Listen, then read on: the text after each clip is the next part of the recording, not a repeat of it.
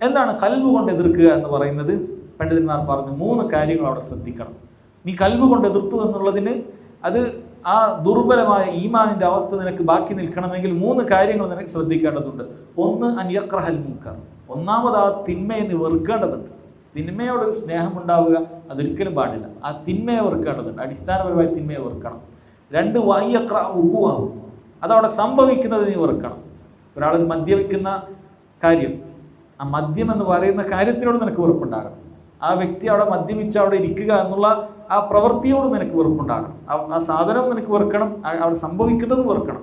മൂന്നാമത്തത് അവർ പറയുന്നു നിനക്ക് അവിടെ നിന്ന് എണീറ്റ് പോരാൻ പറ്റുന്ന ഒരു കാര്യമാണെങ്കിൽ നീ എണീറ്റ് തന്നെ പോകണം. എണീറ്റ് പോകാൻ പറ്റാന്ന് പറഞ്ഞാൽ നിനക്ക് തോന്നിയിട്ടില്ല എന്നല്ല, എണീറ്റ് പോകാൻ നിനക്ക് സാധിക്കുന്ന ഒരു കാര്യമാണെങ്കിൽ നീ എണീറ്റ് പോകണം. ഞാൻ എല്ലായിടത്തും ചിലപ്പോൾ എണീറ്റ് പോകില്ല. ഒരു ഫ്ലൈറ്റിൽ ഒരു മുൻകർ നടന്നാൽ നമുക്ക് അവിടെ ചിലപ്പോൾ എണീറ്റ് പോകാൻ സാധിക്കണം എന്നില്ല, അല്ലേ? എന്നാൽ ഒരു കല്യാണ വീട്ടിൽ ഒരു ഹറാമുകൾ പരസ്യമായി നടക്കുകയാണെങ്കിൽ ഒരാൾക്ക് അവിടെ നിന്ന് എണീറ്റ് പോകാം, അവിടെ ഇരിക്കേണ്ട ബാധ്യതയില്ല. ഹറാമുകൾ നടക്കുകയാണെങ്കിൽ അവിടെ നിന്ന് എഴുന്നേറ്റ് പോകാം. അപ്പോൾ ഒരാൾക്ക് എഴുന്നേറ്റ് പോകാൻ സാധിക്കുമെങ്കിൽ അവിടെ നിന്ന് എഴുന്നേറ്റ് പോകുകയും വേണം. ഈ 3 കാര്യങ്ങളും അവൻ ചെയ്യേണ്ടതുണ്ട്. ഈ 3 കാര്യങ്ങളും അവൻ ചെയ്യേണ്ടതുണ്ട് എന്ന് മനസ്സിലാക്കുക. അതുകൊണ്ട് തന്നെ സഹോദരങ്ങളെ, നമ്മൾ മനസ്സിലാക്കുക, കൽബ് കൊണ്ട് വെറുക്കുക എന്ന് പറയുന്നത് എല്ലാവർക്കും ബാധ്യതയായിട്ടുള്ള കാര്യമാണ്. എല്ലാവർക്കും ഫർദ് ഐനാണ്. ഇപ്പം നാവ് കൊണ്ട് ചിലപ്പോൾ ചില ആളുകൾക്ക് എന്ത് ചെയ്യില്ല, ചില സ്ഥലത്ത് പറയാൻ പറ്റില്ല. അതിൻ്റെ പേരിൽ അവൻ കുറ്റക്കാരനല്ല. കാരണം എല്ലാവരുടെ ഈമാൻ അത്ര ശക്തമായ ഈമാനൊന്നായിരിക്കില്ല. ചില ആളുകൾക്ക് പറയാൻ സാധിക്കില്ല, അവരുടെ പേടി. ഇതൊക്കെ എന്ത് ചെയ്യും, അവർ ചിലപ്പോൾ ചില കാര്യങ്ങളിൽ തടയും. ഖൈറുകളിൽ നിന്നുള്ള തടയുന്ന പേടിയാണത്. ആ പേടി ഒരാൾക്ക് ഉണ്ടാകേണ്ടതില്ല. എന്നിരുന്നാലും ശരി, അയാൾ അത് മനസ്സുകൊണ്ട് വെറുത്തിട്ടില്ലെങ്കിൽ അവൻ കുറ്റക്കാരനാകുന്നതായിരിക്കും. മനസ്സുകൊണ്ട് വെറുക്കുക എന്നുള്ളത് എല്ലാവരുടെ മേലും ബാധ്യതയാണ്. കാരണം ആരെയും പേടിക്കാനുള്ളത് ഒരു തിന്മയെ വെറുക്കാൻ വേണ്ടി ആരെയും പേടിക്കാനില്ല. ആ തിന്മ അവിടെ സംഭവിക്കുന്നവൻ വെറുക്കണം. തിന്മ ഉണ്ടാകണമെന്ന് മനസ്സിൽ ആഗ്രഹിക്കുന്നുണ്ടെങ്കിൽ അവൻ ഗൗരവമായ തെറ്റാണ് ചെയ്തിരിക്കുന്നത്. ഒരു തിന്മ ഒരു സ്ഥലത്ത് ഉണ്ടാകുന്നതിനോട് യാതൊരു പ്രയാസമില്ല. നമ്മളറിയാം, ഇവിടെ അടുത്ത് ഒരു വലിയ തോന്നിവാസം നടക്കാൻ പോവാൻ, വളാഞ്ചേരി ടൗണിൽ ഒരുപാട് ഹറാമുകൾ നടക്കാൻ പോകുന്ന വലിയൊരു സംഗീത പരിപാടി നടക്കാൻ പോവാൻ. നമുക്ക് എന്തായാലും പോയി ഇപ്പോൾ കൈകൊണ്ട് എടുത്ത് മാറ്റാനൊന്നും സാധിക്കുകയില്ല.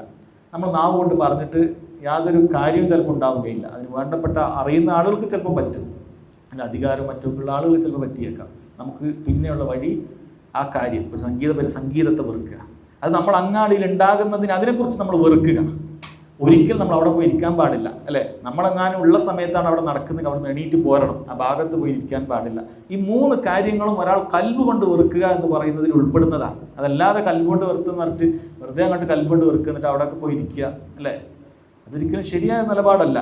നമ്മൾ സംഗീതത്തെ വെറുക്കുന്നുണ്ടെങ്കിൽ ഒരു സംഗീതം ഒരു കല്യാണ വീട്ടിൽ തകൃതിയായിട്ട് അവിടെ ഉണ്ടാക്കുകയാണ്, നമുക്ക് യാതൊരു കുഴപ്പമില്ല. നമ്മളവിടെ ചിരിച്ചോടെ അവിടെ ഇരിക്കുകയാണെങ്കിൽ നമ്മൾ ആ തിന്മയോട് സഹകരിക്കുന്നു എന്നാണ് അതിനർത്ഥം. നമുക്ക് ആ തിന്മ ഒരു പ്രശ്നമല്ല.